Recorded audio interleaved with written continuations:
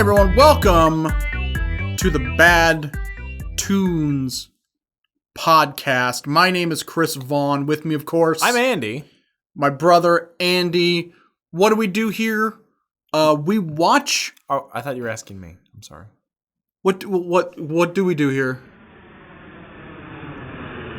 This is a podcast where we listen to planes.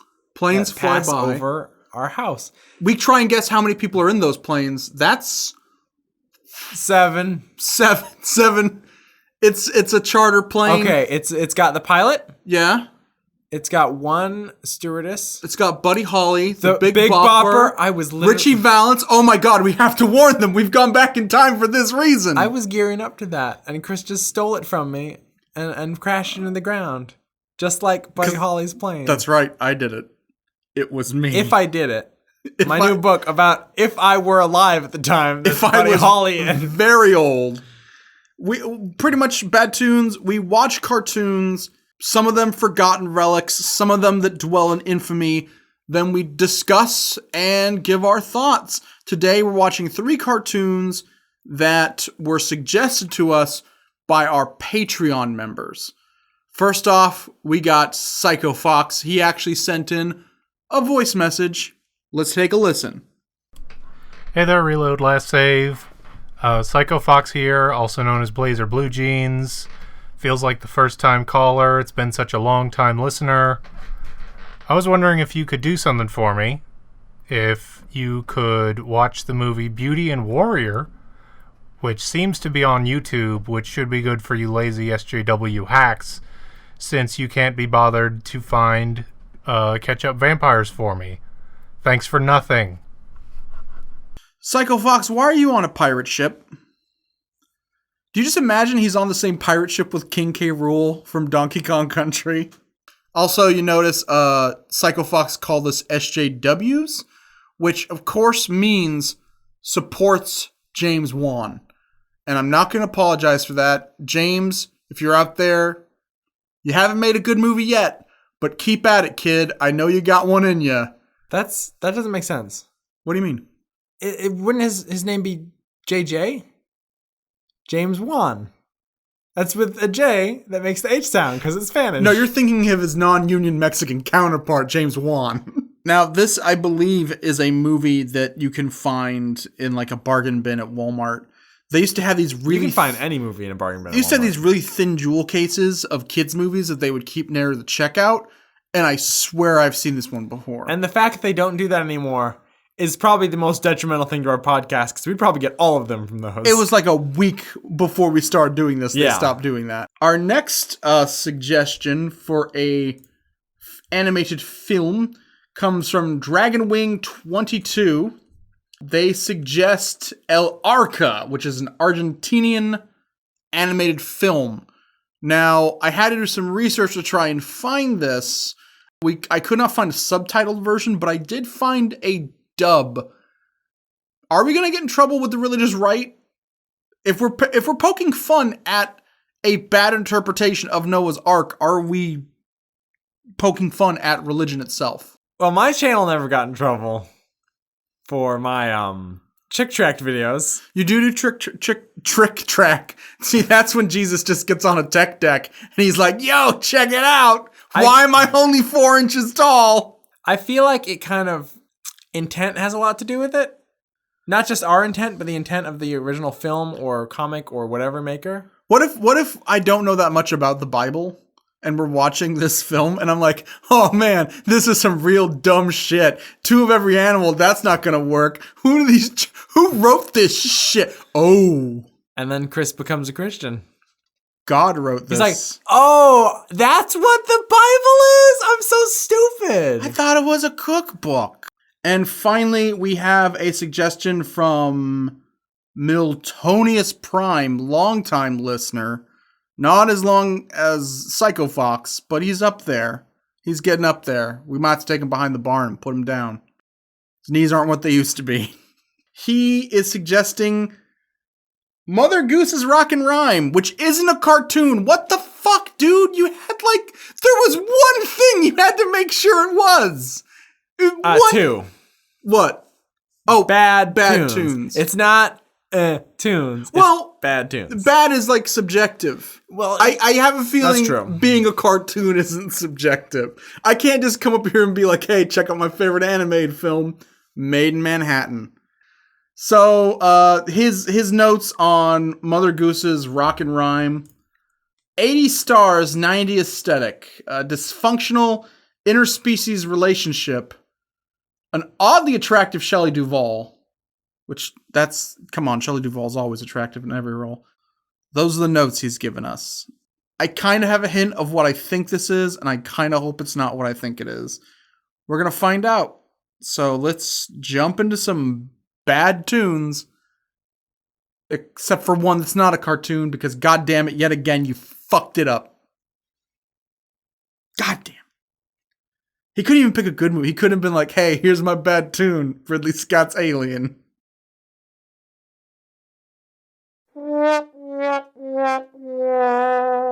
What the fuck, guys? What the fuck? I thought when we started a Patreon, it would be a good way for our viewers to support us. Little did I know it was a good way for our viewers to trap us. They make us work for that money. Psycho Fox, what the hell, man? Was he Beast and Warriors? I think it was Beauty and Warrior. Beauty and Warriors. Beast of War. Beast and Warriors works too. We should have just watched Beasts of War and said that we watched Beauty and Warrior. We should have just watched Beast Wars. Okay. Waspinator. So, here's the story. Far off in the distant world of Cybertron, the Decepticons... No. Stop trying to decept them and con them into thinking that you watched the right cartoon. This movie is someone's religion. This movie smacks of religion, and I with much trepidation, we're going to talk about it. Whoever's religion it is, they probably watched this movie and became an atheist. They probably watched this movie and was like, "Wow, this is blasphemous." Yeah, because it doesn't make the without the context that this is built on a myth of some kind, which the people who watched it would pretty much know all the characters. It doesn't make sense. This can be one of two things. This can be A, snippets of a TV show that were cherry-picked, thrown together to make an hour-long movie, and the people who made it did not have the original script, and much like the people who made Samurai Pizza Cats, had to improv. But the people improvising were fucking crazy and just made up a bunch of names. Or this is part of a religion. Now, I looked on Amazon reviews. I tried finding on Wikipedia. I'll be honest, I only did about 10 minutes of research after watching it because we had so many other great films to watch. Yeah, we had to watch 3 2-hour movies in one sitting. Yes. This isn't a show where we take a day off. This is 6 hours of I know you're thinking, 6 hours watching movies. Pff, that ain't working. That's the way you do it. Money for nothing and the anthropomorphic animal women. Oh, for no. free. I had. No. We'll get there. We'll get there. But I had to say that. Can I just say one thing? Mm-hmm. Sometimes our mom likes to listen to this podcast. Mom and Dad, turn it off. Like, fuck, I am gonna get gross. Reload Last Save is a family business. It is. It's a family because it's owned by a family. Yeah. Not because it's not for families. Not for families. You gotta be. You're thinking of entertainment for everyone. Yes. With Champion, the drinker, and Peanut Butter, the dog, the dressed up dog. But yeah, like our mom makes us puppets and she makes costumes. Me and Andy write, produce, and edit stuff. Our sister Hope. If you saw the trailer that we made for Barkley 2, Hope is in that trailer. The full title. Legend of Choo Choo Lane, Escape from Tir Nanog. Oh, no, wait. Escape from Necron 7. Legend of Choo Choo Lane. Escape from Necron 7. Something. Has it something of Tir Nanog? Back to Beauty and Warrior. Mom and Dad, if you are listening, please stop the recording now. It's about to get buck wild and nasty. You are going to lose all respect. You are going to lose all respect. You have no respect for us anyway. Because this first cartoon is freaky and has ghost sex and mind sperm. And it's the tamest of the three. A guy sweats milk like he's a goddamn female platypus. Gross. We start off with 45 uninterrupted seconds of smoke and repeating sound effects.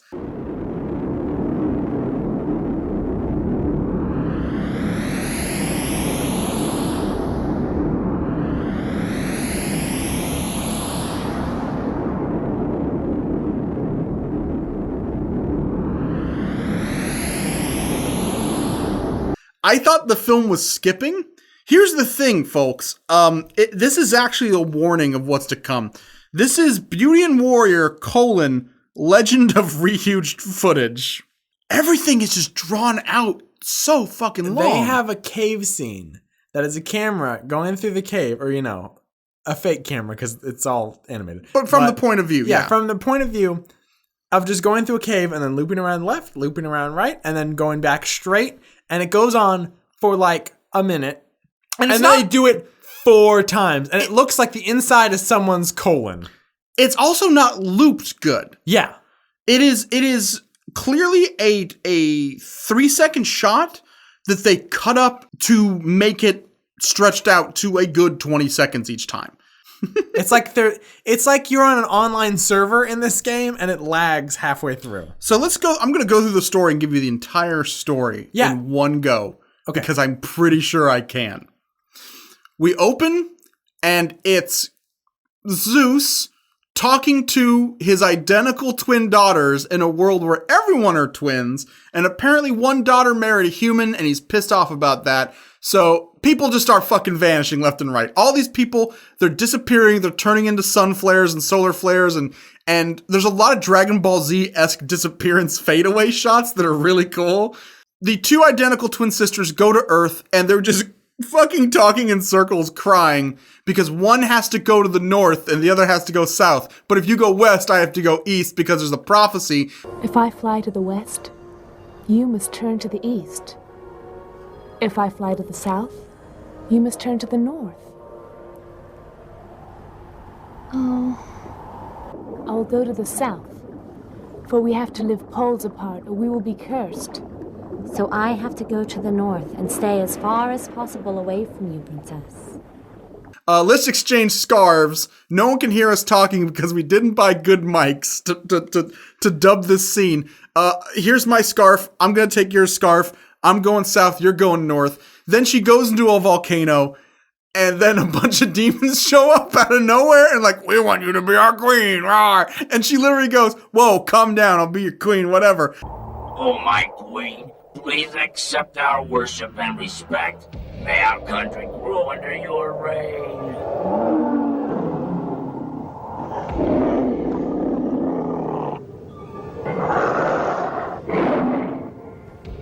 I'll be your queen, it's all right.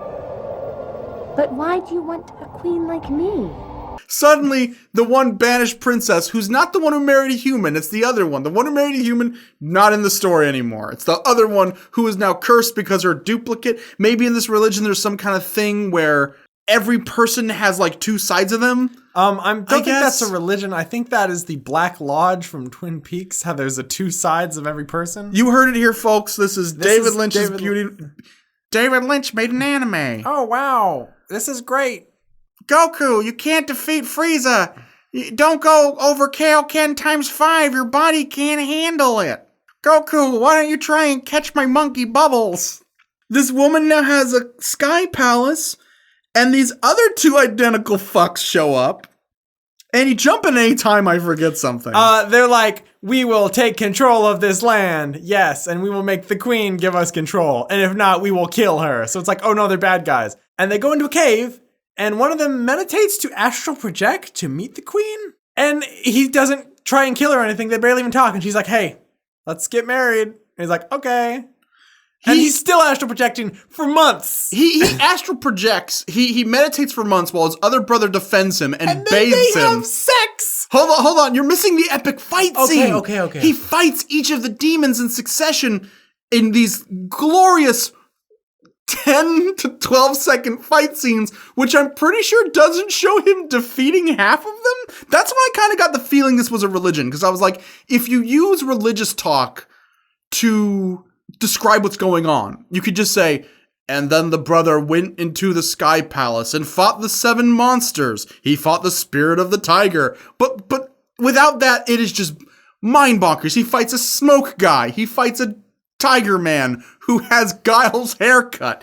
He fights the albino version of Firebrand from Demon's Crest. He fights Merman from He-Man. And then the lady's like, yo, hey, bada boom, you want this kingdom? You can have this kingdom, but you gotta put a baby in me.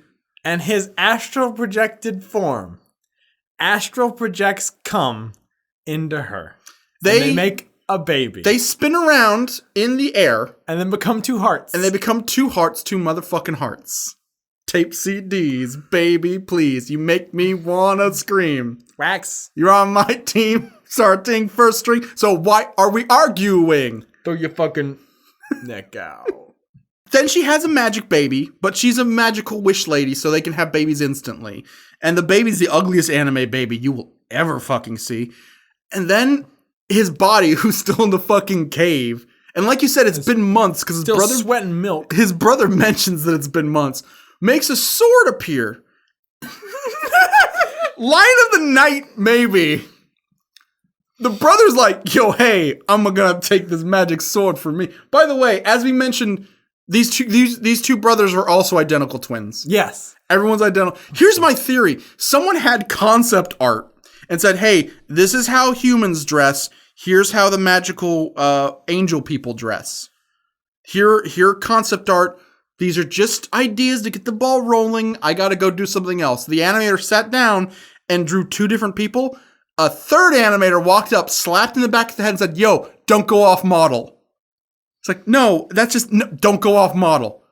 Draw them exactly how he drew them. It's like, fine, every woman is this woman. I don't think this is based off of religion. I think Chris is pulling it out of his ass. I think it's based on an RPG Maker game. And they were using the standard stock sprites for Bandit and Princess, or Bandit and Goddess. See, I was wondering why Charles Barkley showed up. Yes. And Cyber Dwarf. There's also one part where a bar at the bottom appears and their stats are there and they hit fight. No, that doesn't happen. Oh, speaking of fight. Oh, yeah. So back to the line of the night. The one brother wants the sword and the guy leaves his meditative state and goes, hands off the magic sword, brother. Hey, brother, don't take my magic sword. So at this point, the 2 brothers. Yes. They have a stalag fight. Yes. And it's stalag tight. And it's a test of stalagmite. The 2 guys have a karate fight in a cave. The footage is reused over and over again. Oh my god. But it's like 10 minutes. Yeah. This whole movie is just scenes that are stretched out by just repeating footage over and over again. And they are gripping their feet on stalactites and hanging upside down like spider monkeys and throwing rocks at each other. Until the one brother... Here's the thing. If you have a good brother and a bad brother, or a good character and a bad character, do not make them identical, because when there's a fight scene, we don't know which one we're going to root for. Unless it's a point that they're identical. But it was not the point. Yeah, if you want us to be confused and then one brother dies, and we're like, oh no, the good brother died. But no, it turns out it was the bad. No, that wasn't. It was just. The princess comes out with a gun and is like, I don't know which one to shoot. Ask me a question only I would know. Okay, what's going on in this movie? Shit, nobody knows that answer. Who should get the sword?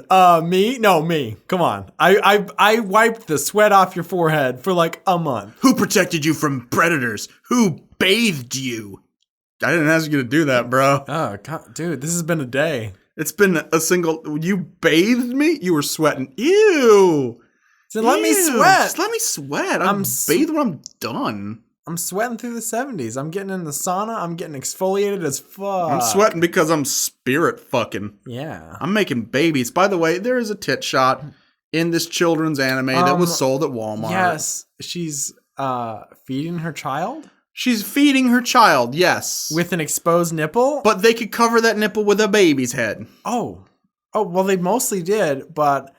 Nah, you see that nipple. You see that Yeah, nipple. you can see it, but I don't see that's a problem. I think that women's bodies are beautiful, and women should be allowed to breastfeed in public if they need to. But normally when a woman does that, she tries her best to somewhat conceal the goods. Yeah, but this is But this is a cartoon her castle where God in the sky. God himself who is creating this. I'm sorry. Is big old Tiger Man with the haircut like a guy from XCOM gonna get upset because he saw a little nipple? Oh, boo-hoo, poor baby. He's gonna go berserk, and then he'll attack his teammates. Okay. So anyway, they're fighting on the stalactites and stalagmites. And should I make it as long as the fight, or should I just get to should I get to the end of it? Get to the end of it. So he's fighting the fuck out of his brother, the good one. Yeah. And he says, "Brother, take the sword. I don't want to fight my brother." You just fought him for 10 fucking minutes, and then you say this? Hold on. The brother takes the sword and leaves, and the queen appears. So I guess the astral projection thing, that they don't need to do that anymore. Yeah. And she goes... She got an Uber. She's like, hey, what are we going to do? Your brother took the sword.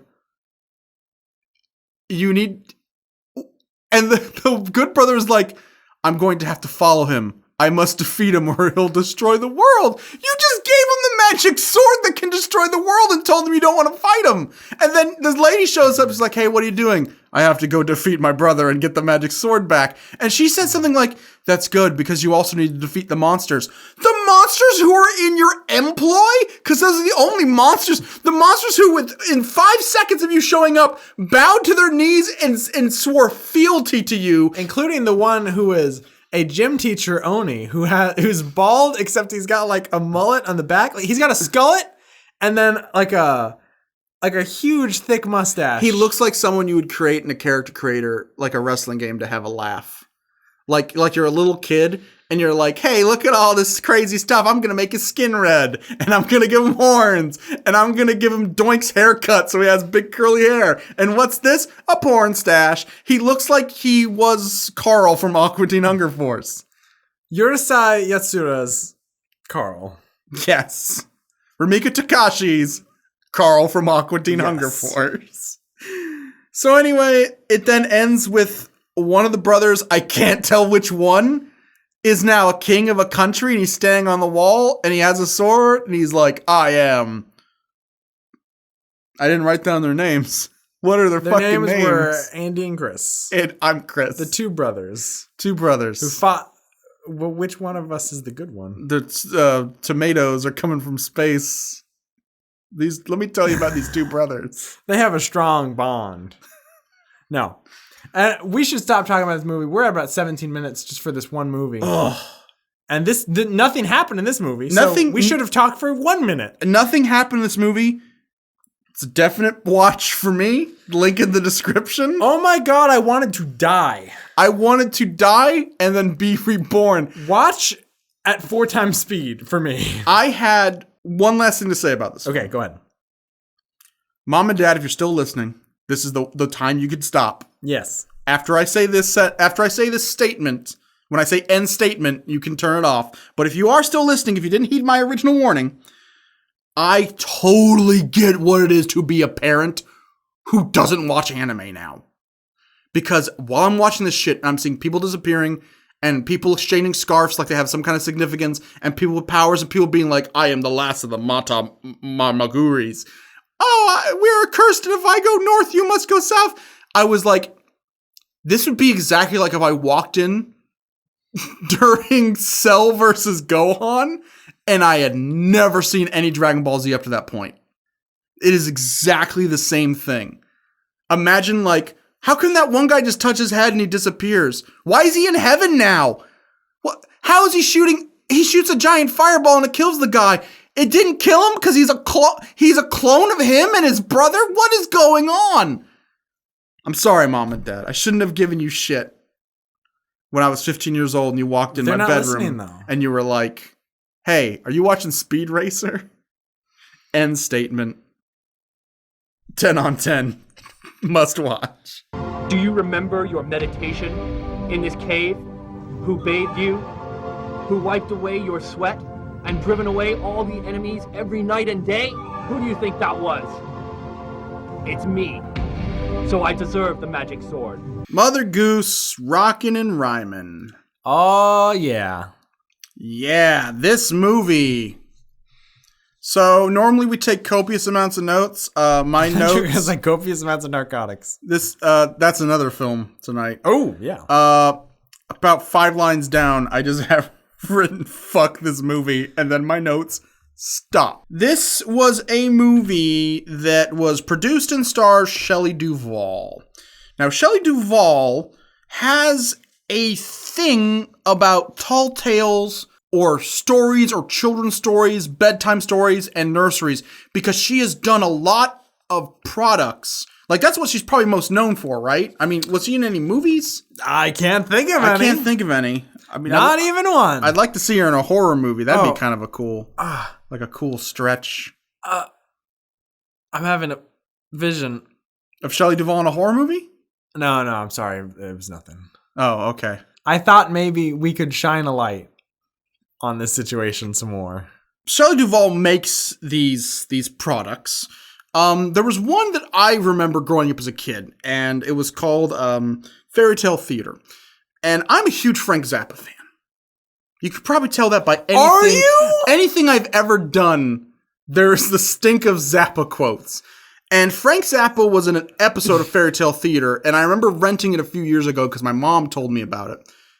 I sit down to watch it, and Frank Zappa comes on, and as soon as he's off screen, I turn it off because it was one of the most painfully unfunny things I've ever watched. And as much as I love Shelley Duvall, this was somehow even worse. This is one of the most... Wait. What? You love Shelley Duvall? I love Shelley Duvall. But all she's been in are her fairy tale things and nothing else. She's been in nothing else, but I still love Shelley Duvall. Prime, when he sent us this request, was on the money. She's fucking hot in this. If you have a thing for like 1980s, like if your kink is like a Gem and the Holograms thing, on fucking point. I mean... Oh my god, it's like every fetish just rolled into one. She looks like a goddamn pleasure droid from Blade Runner in this. It's like a perfect little China doll.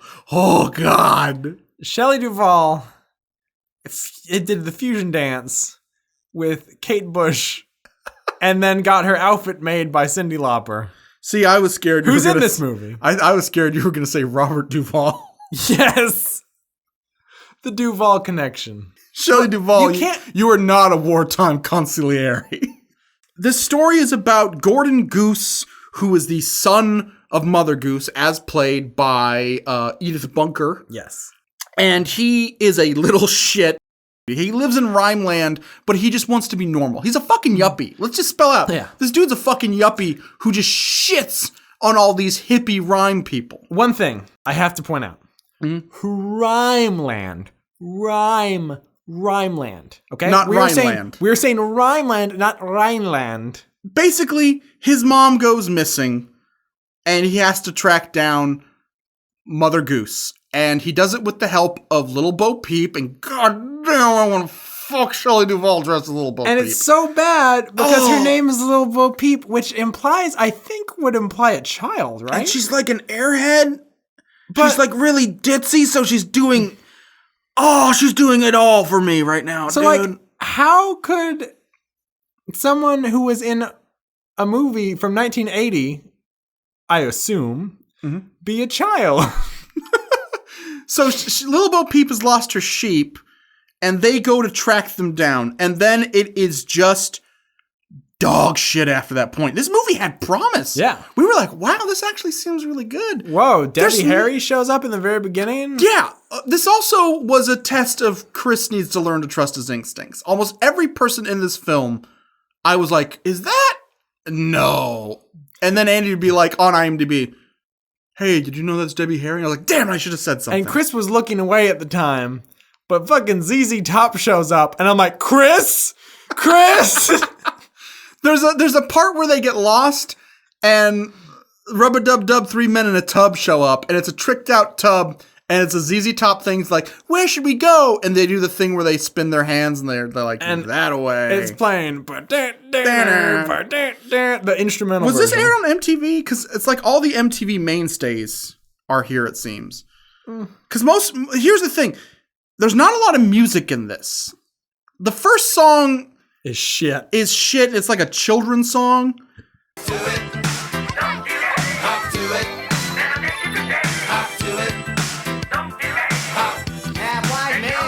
Then it's like a so good bad. 20 minutes before another song happens. Yeah. It's not really Probably a more rock than and that. not even a rock. It's not really a rock and rhyme in time, Mother Goose. They really back ended the song. It's like it's all in the trunk. It's not in the front. So who is this for? Because it's not for children. Shelley Duvall. Because it's for This Shelley is Duvall. for This Shelley is for Duvall. Shelley Duvall. To wear the coolest costume ever and drive the coolest car ever. She drives what is it? What even kind of car is it? I don't know, some kind of pink monstrosity. And then it has like cow seat. Here's the thing. I recently read a article, and it was Kurt Vonnegut, and it was on the subject of short stories, but I think this kind of works with all fiction, which is this. Every line of dialogue needs to do one of two things. It needs to either reveal something about a character or push the story forward. This whole film are just excuses to visit different characters in nursery rhymes and do a funny, in quotation, skit that feels improv by people who've never done improv, who think they're hilarious, but nothing happens. And it's like, hey, Humpty Dumpty, do you know where my mom is? Okay, cool. Sorry. Sorry for bugging you. Hey, Itsy Bitsy Spider, who's played by Ben Vereen. The only thing that kind of saves this movie is, one, we don't like speaking ill of the dead. So Gary Shandling, rest in peace. Yeah. Oh, God, I can't... He fell down and broke his crown, and EMTs couldn't get him in time.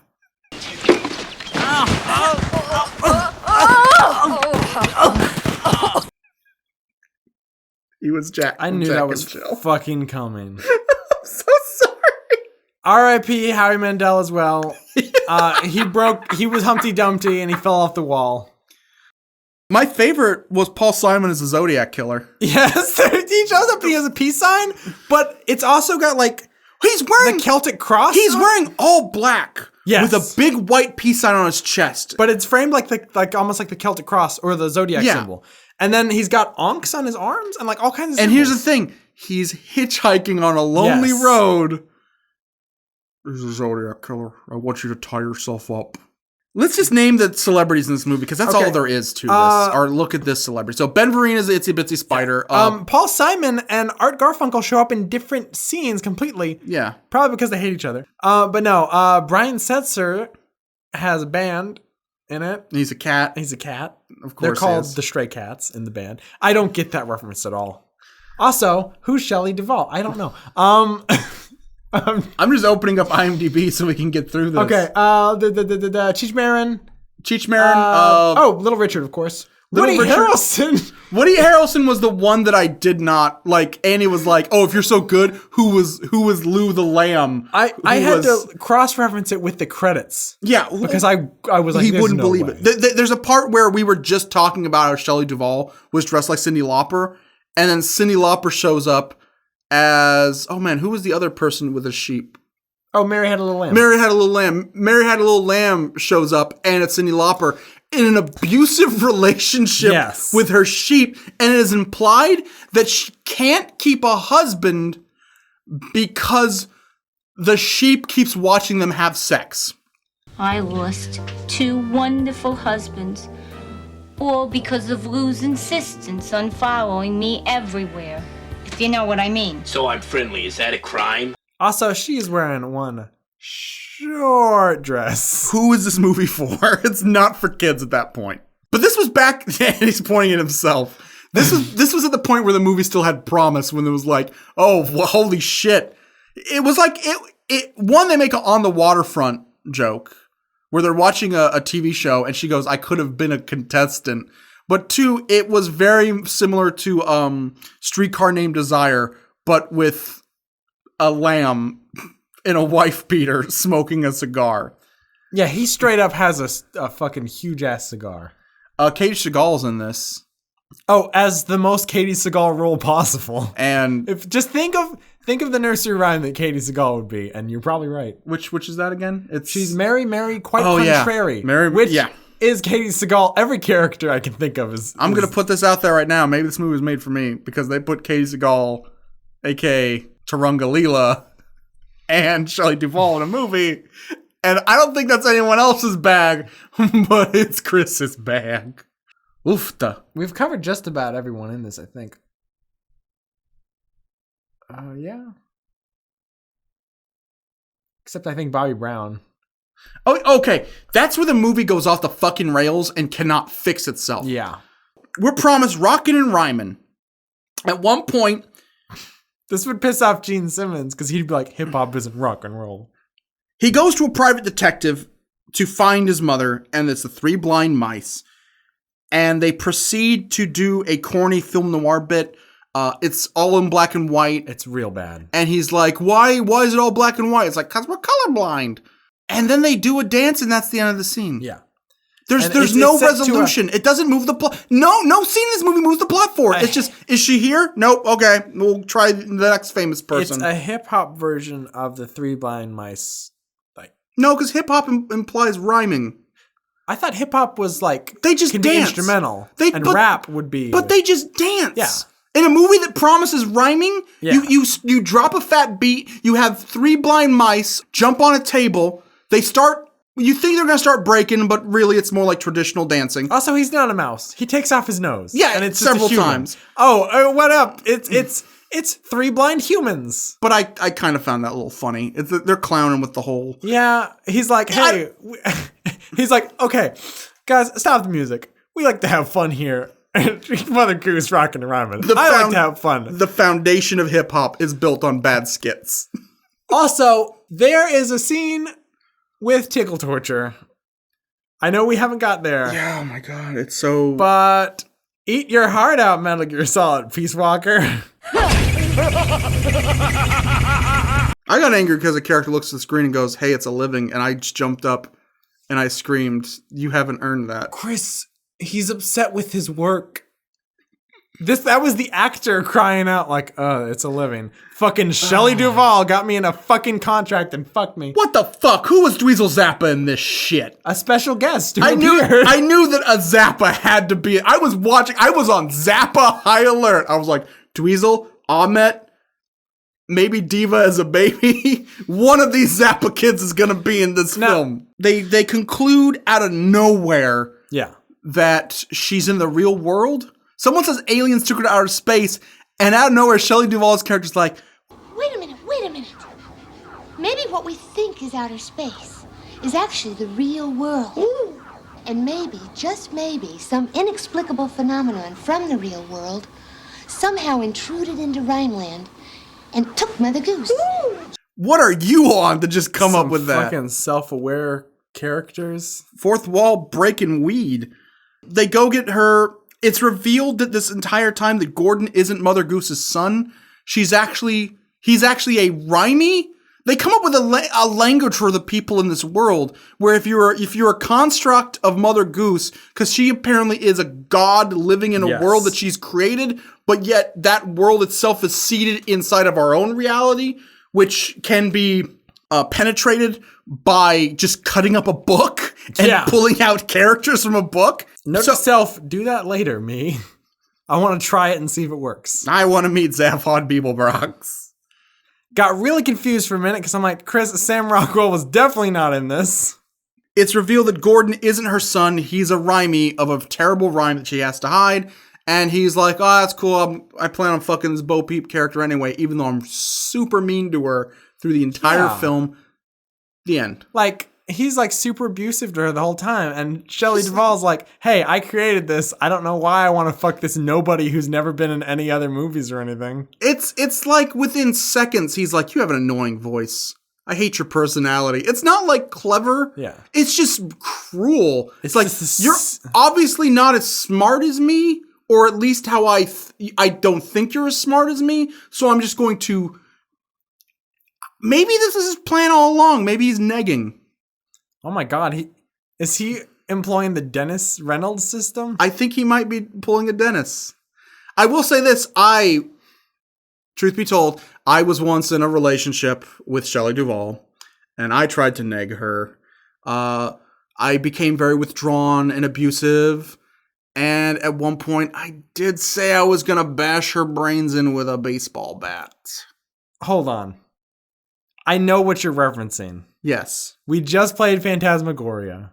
Of course. In Phantasmagoria, if you don't know, it's about a guy and a woman. They go into a secluded cabin. Yeah. So that one of them can write and work on their work. And then there's some abuse thrown at the female. This sounds like something else. Sounds like The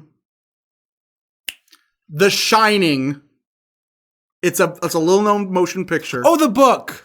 No, there's a motion picture based off the book starring everyone's favorite heroine, Robert Duvall. Oh, that's right. It's a great film. Robert Duvall. Dude, so like forward thinking. Ahead of its time. Then. Robert Duvall playing a female role. Yeah.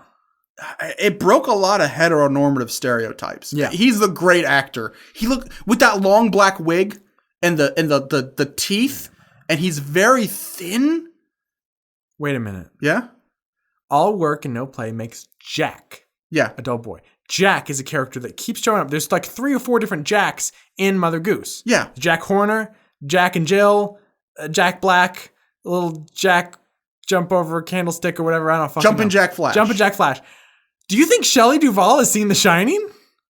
I think, yeah. I think maybe like along with Phantasmagoria came first, which inspired the book The Shining, which inspired the movie The Shining with Robert Duvall, which of course, full circle, went ahead and inspired Mother Goose, Rock and Rhyme, because you remember in The Shining, the book he's writing, they're Mother Goose style rhymes. They're all stories about people jumping over candlesticks. I mean, that's my favorite rhyme as a kid, is all work and no play makes Jack a dull boy. I mean, I guess it doesn't really rhyme, but... And he keeps repeating it. I guess it rhymes with itself. Yeah. If you say it twice, and then if you say it 786 times, that works. There's one person in this movie, though, that almost made us walk out and leave. And it's when fucking Judge Harry from goddamn Night Court shows up as Peter Piper picked a pickled pepper and just rattles off alliteration for a good 5 fucking solid hour. There's your rhymes. Those aren't rhymes, it's alliteration. alliteration. They have alliteration. My rhyme, Peter Piper picked a peck of pickled peppers, is particularly puzzling. People can't pronounce it properly, so they presume that I'm peculiar, and they purposely persecute poor Peter Piper until I'm practically prepared to puke. And he keeps stressing the rhymes, but that's not the same thing. Oh, we should have watched a movie that also had a veteran from Night Court. We should have just watched House, which of course starred Richard Mole. Or we could watch Evil Speak, starring Richard Mole. Who was he in House? The Doctor. Was he Dr. House? Was he Melody, Kung Fu, Mac, Prof, Gorgeous? Well, he was Mac. Oh, okay. He was Mac. And Dennis was there and also was Charlie. Yes, okay. And they're the ones who taught me that if I want Shelley Duvall to like me, or Robert Duvall, I should probably threaten to smash her skull in with a baseball bat. Gotcha. That's part of the Dennis system. That's the S in Dennis. Separate their cerebral cortex entirely. Hey everybody, that was the Shelley Duvall bit. It's time to boldly go where no cow has gone before. Okay, hang on.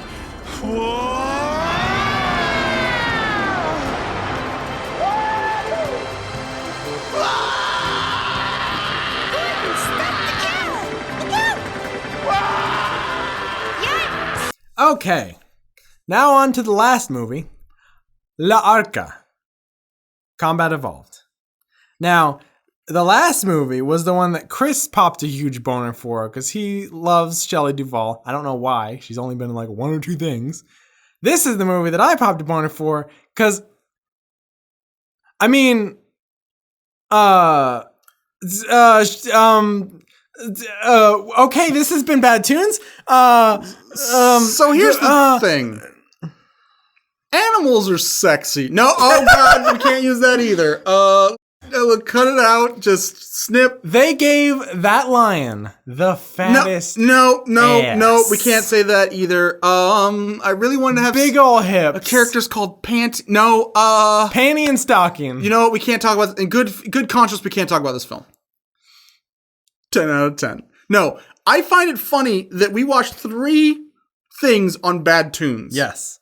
And only one of them was a cartoon. Well, it's the only one with animation, that's for sure. Noah's Ark was a cartoon. Mother Goose's Rockin' Wrestling with Hulk Hogan. That was live action all the way. Is that why Cyndi Lauper was there? Let me tell you something, Cyndi Lauper. You can't come into my world and expect to be a wrestler. You should go back in the kitchen and make me a sandwich. And kids, don't do drugs, because if you do drugs, you're gonna go to hell and burn forever. Talk to your rabbi. I'm Captain Lou Albano. Shabadoo! Here lies Chris Vaughn. His last word was Shabadoo, and then he died. Ironically, he choked to death on a boogaloo shrimp. Mother Goose was not animated, and the first movie we saw was just stills that I think someone shook. Yeah. This had the distinction of being okay animated. Now, this was the film... Actually, I want to say that a lot of scenes were actually pretty well animated. Yeah. There was one scene where the animation completely changes, and it's like part of their imagination. I thought that was real cool. Yeah, that was actually really cool. It seemed kind of like... I don't want to overstep my boundaries, but it seems like kind of like Japanese, like, independent animation. Not like anime, but like something like Cat Soup or something like that. I was literally about to say, like Kaiba, which is made by the same director as Cat Soup. But yeah, so this is a story. It is a faithful, 100% faithful adaptation of Noah's Ark from the Bible, if you've ever read it. It is delightfully foreign. Yes. And I'm going to be... It's also the most blasphemous movie I've ever seen. I'm going to be a ignorant American right now. But we have certain principles, and what we agree upon are family entertainment. And when we push the boundaries of good taste in family entertainment, we snicker and laugh and act like we're so clever. That's not the same for all countries. And when certain things happen in a film that is clearly intended for children, but wouldn't dare happen in an American film, it is jarring to a point where it's hot. It's hot, but it's amazing. This movie has fucking lots of it. Oh this my movie God. is about fucking. It is about getting up in the guts of a lion. And I'm not talking about Star Wars, like getting into a tauntaun. Oh, I thought they smelled bad on the outside. Though that might be a phrase that gets uttered from time to time again. Don't be afraid to take a bar of soap to that ass. I'm saying that it is alluded to heavily, implied heavily. Practically shown. And practically shown in one scene. 2 scenes. Now, this movie you would think would be about Noah. Maybe the first 20 minutes are. I don't even want to say 20. I want to say 15. Yeah, maybe 15. 15 minutes based on the No Man. And then, I call him the No. We're friends. And then. I don't think you're using the proper nomenclature. That was a bad joke. That's why he's not friends with you. By Bad Toons. That was Andy's new segment, Bad Jokes. That's the second bad joke I've made this time. I'm just going to run with it and be proud. So we open with God and an angel. And yes. We're not told it's God, but it becomes very apparent that it's God. I thought it was just another angel. I thought it was the guy from Smash Mouth. Guy Fieri and his head angel. Who is, I believe, the original drawing of Pitt from Kid Icarus? Is that why he keeps saying, gotta kiss? Yes. And he's Noah like, kiss, we gotta save the Princess of Power. And he's like, this isn't fucking Greek, you idiot, and punches him in the head. I'm joking about swearing in this movie, but it wouldn't be far-fetched. They're in a marketplace, and they're discussing, should we get rid of all these people? Yeah. And someone, like the angel's trying to talk God out of it, and then someone pickpockets the angel, proving that 1, people can see God in this angel, 2, they're corporeal. Women hit on God. Yeah, who wouldn't? Guy wrote All-Star. He is rolling in cheddar. Well, if he's also Guy Fieri, he's literally rolling in cheddar. But did he eat the eggs? He ate those eggs.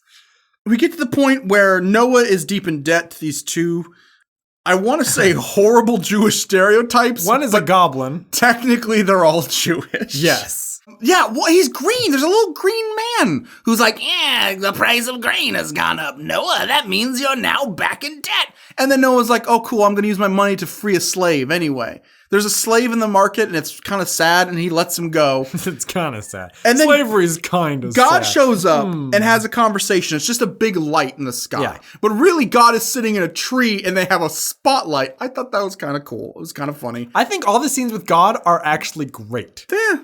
Because it does not take religion very seriously, and I like that. It's blasphemous, but God is like a fat, dark-skinned man with blonde hair and a little goatee. His little soul patch. Yeah, he's got a soul patch. So it's kind of... That's why it's called that. You broke it wide open. The mystery's solved. You know what else got broke wide open? All those hot feline women. Oh, yeah. The ass is fat. Ladies and gentlemen, I wrote a note here. I'm going to play the clip, and I just wrote, did Sam T write this? If you're unaware of Sam T is, does a show called Messed Up Bible Stories. Here's the clip. Are you who I think you are? Who do you think I am? Who do you think I think you are? I think you think that I think that you think I am who you think I am. Because I would think that you'd think that That's enough. So after this movie about the Bible rips off Close Encounters of the Third Kind, which was another good touch. It's almost like a satire. I mean, there's religious messages, and it's clearly made by Christian people who want to teach the lessons of the Bible. But it's also furry indoctrination. It's furry indoctrination, but it also has like some really good like humor to it. Yeah. I think I was surprised with how much I like this movie. It's not by any stretch of imagination a great movie, or maybe not even a good movie. A lot of the laughs I had were laughing at it, not with it. But like you said, the God elements were actually clever. Like a Looney Tunes kind of clever. And God is like lazy as shit. Yeah. And the angel is like ghostwriting the Bible. That's also pretty cool. And he'll be like, oh, you should do this. And God's like, nah. So Noah is like, hey, I gotta build an ark now. And he releases these doves to go out into the world and recruit the animals and tell them to come and meet them. And they just do. No. They go to a titty bar. Oh, that's right! Because there is a fucking chicken who takes their top off and shakes their chicken breast. I have been waiting hours to say that joke. That's when we knew something was not right with this film. Like at first it's like, oh, there's a sign outside and it's got a chicken with a bra on? That's weird. Oh well, they're not gonna take this any farther. Oh, they did. They took it real far. That was not a Toy Story throwaway gag for the parents. That was this is a plot point. Toy Story 2. These pigeons. That's the one with the chickens. These pigeons are going to get drunk. They're going to make really loud fart noises, and then they're going to scream at another chicken getting undressed. Yes. This is the Wizards of biblical stories. The animals are upset that the world's going to end and they're all going to die, but this male lion is super psyched with all the fucking he's going to get done. And he's getting a massage from his very gay, stereotypical... He's camp. He's a very camp... He's got a little pink ascot thingy. I'll be back in a minute, darling. It's a very camp performance. Yes. It also is weird that some characters anthropomorphize. They walk on two legs. The lion people... They got big tits. The lion people and the big cats have big tits. That's where the term comes from. One of them has a very ample ass, and people constantly say that they call attention to her fat ass. Yeah. It's not just us. There's another female lion. They do like a pear shape with their hands. Like they make a pear shape. There's a female lion who keeps making fun of the main female lion for being fat and having a fat ass. In case you don't know what a mirror is, you are fat. That's in this film. And me and Chris are like, that's highly unrealistic. Fat asses are in. And you're not only fat, you're a busybody. There's even a line where they say, oh, this character has big boobs and no brains. Yeah. It's crazy. They're lions. They should have 6 tits. They should have 6... They should have no tits. They should have nipples, but they should not have giant mammaries. I think you and me are on 2 different wavelengths. The animals all go to the boat. They're mildly upset that all their family and everyone they've ever known is going to die, but really they're excited about the fucking they're going to do. And you know who else is going to die? Those slaves that Noah spent all his money freeing. That's true. Because God's like, hey, all those slaves, fuck them. Like, he's like, they Noah, didn't do anything wrong, but I don't give a shit. Noah, I'm so glad you're such a righteous person for freeing those slaves. I'm going to drown them, but I mean, it's the thought that counts. Sucker! Okay, it's not Jack Black. We've already established Jack Black. I'm going to drown him. Hey, come on, Rage Cage. Let's write the Bible. You just pitched the greatest film ever made. God is played by both Jack Black and Kyle Gass. We've already seen a biblical movie with Jack Black, though. I'm not talking about U1. I'm talking about Jeepers Creepers. You're right. That is my religion. Within like the first 5 seconds, we're seeing all these great cameos. I'm just glad that the Cookie Crisp dog made it on the boat. And the Cookie Crisp wolf. Both of them. That's the origin story. Do you think Noah's the Cookie Crisp wizard? It's Cain and Abel, except with a dog and a wolf. We should say there's another female lion who comes with them. And whatever her name is, I have no idea. I couldn't remember half the character's name.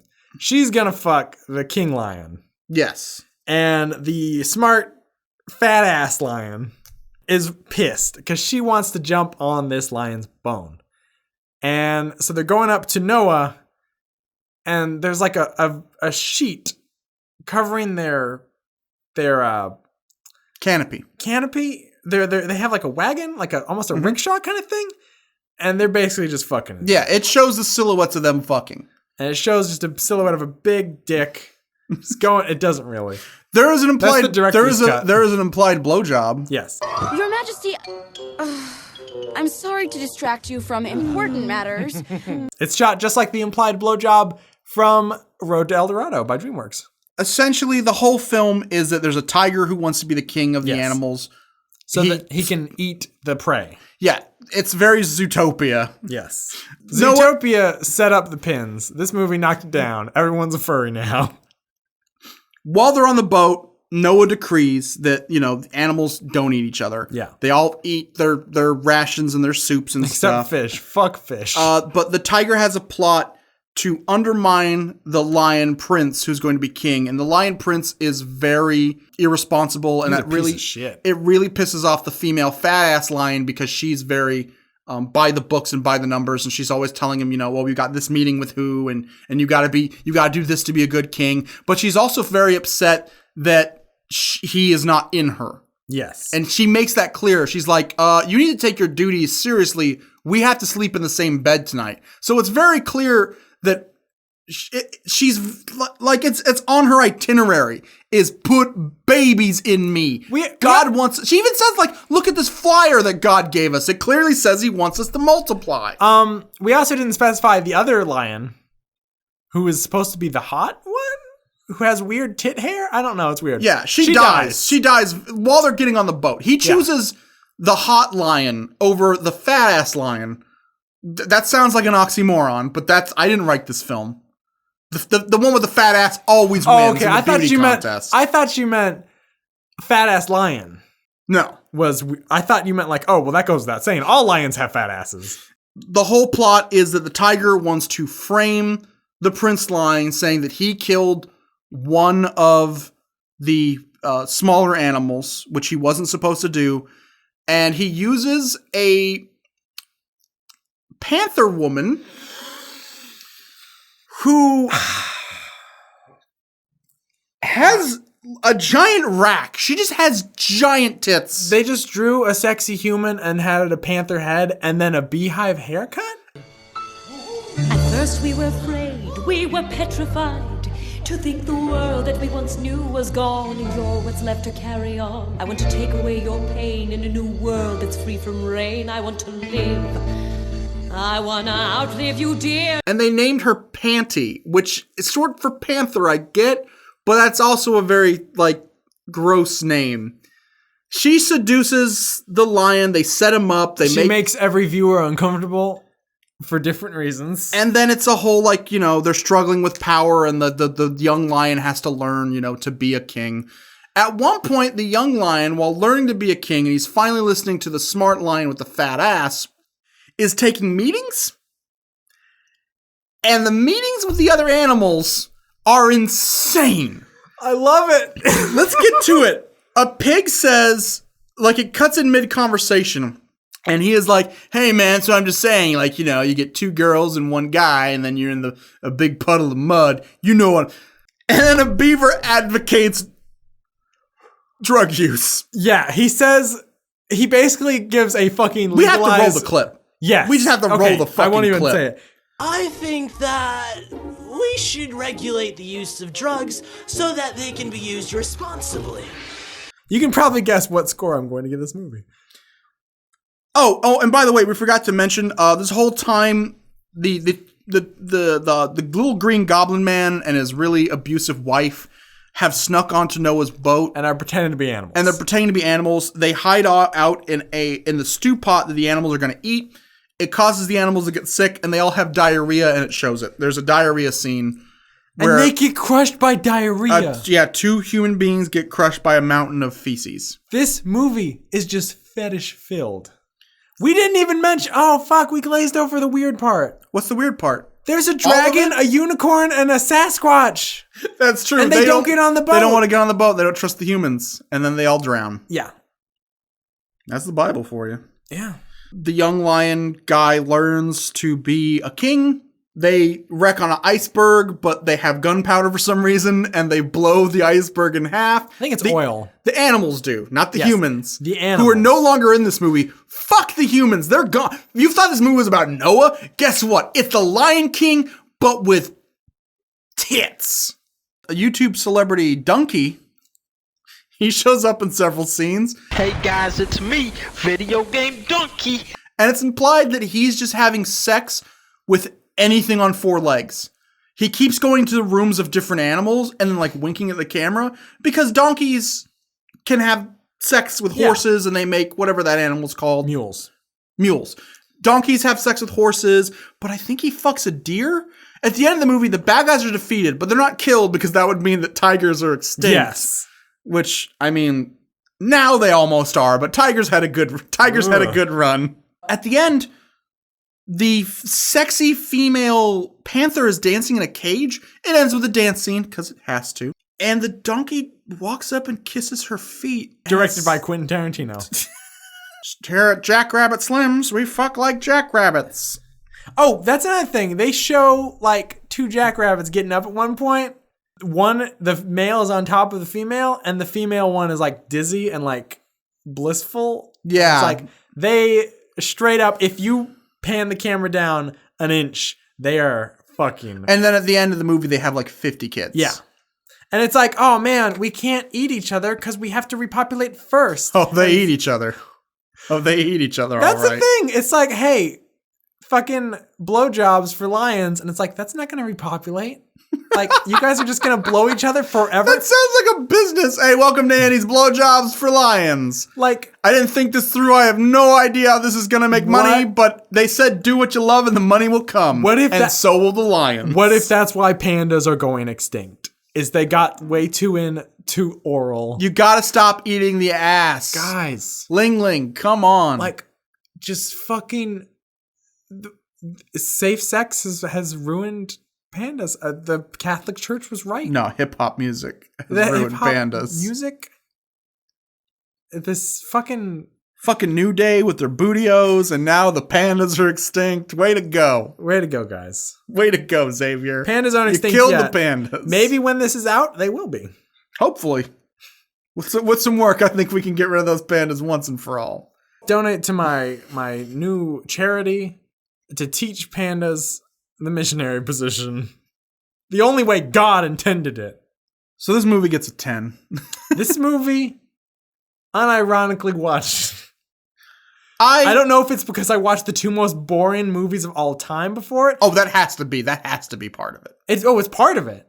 But I actually enjoyed this. I ironically liked it. Andy unironically liked it. I only say I ironically like it. Fat lion asses. Chris was like, Andy wants to fuck that panther. And I'm like, oh, that's disgusting. Look at that lion right there. She's got a big old fat ass. Mom, if you're still listening, sorry. This is all a joke. Stop listening. It was all ironic. Okay, Mom, you're not listening? No irony. Not a joke. Not a bit of irony. Just zoom in on it. I mean, it's not a great movie, but it tried. It had some funny parts, but a lot of it is just me kind of laughing at it for being foreign, which makes me a dirty American.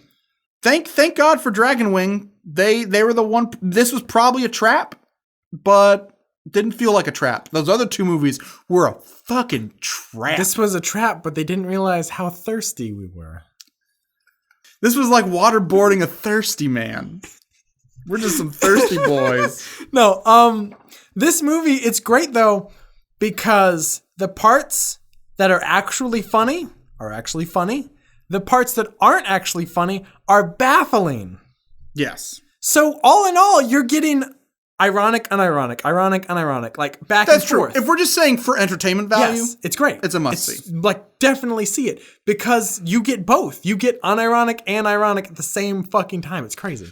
Also, we should mention that one of the producers of this film produced that wonderful Italian, because this is an Argentinian film. This is Argentinian Italian. This is Argentinian. But I think it's Italian. mostly Argentinian. One of the Italian producers produced a film about Titanic that featured a rap song with a dog rapping. It's pretty great. So let's move on to our final segment. Our final film. Our final segment, which is Chris Recommends. We've been talking so much about furries and all this stuff. It's a joke. We're kidding. Okay?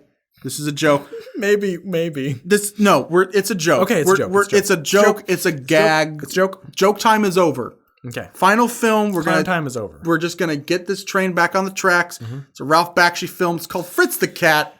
Check it out. Fuck. Oh my god. Our final segment, actually, Cadillac Cats.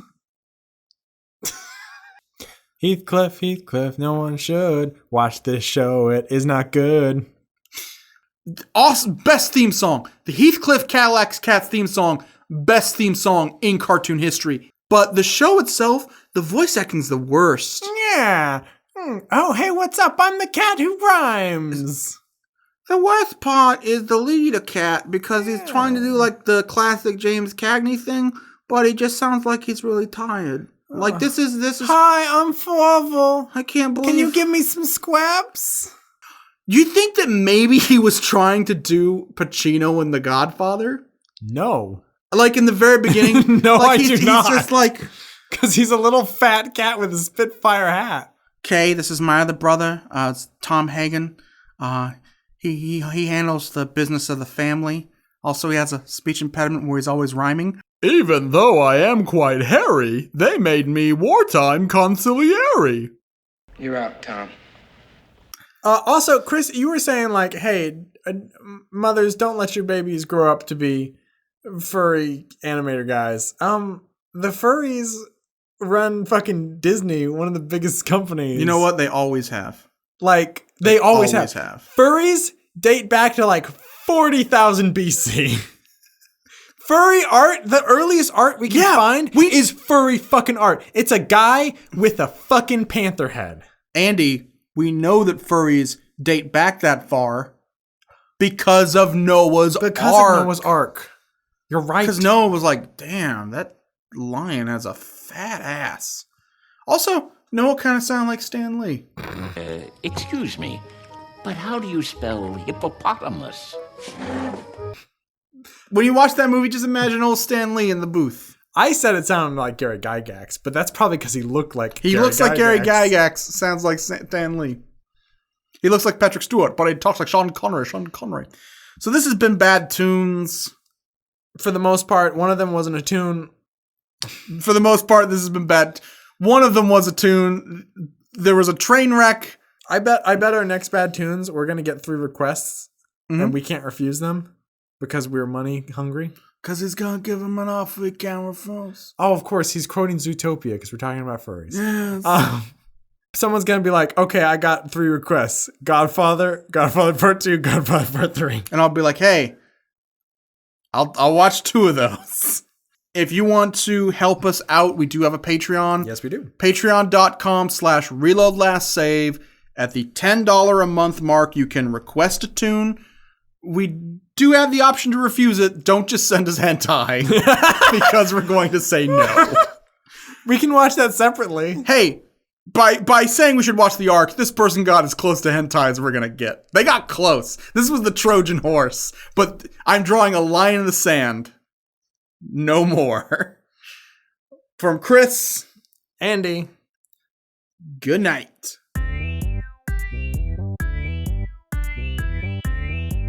Yeah. Furry stuff's all a joke. Ha ha ha ha. Hey, check out my furry webcomic.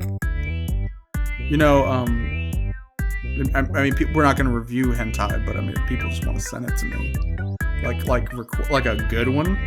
We watched a movie today, a good wholesome family film about the Bible. Yes. So if you want to send us Bible Black, good night.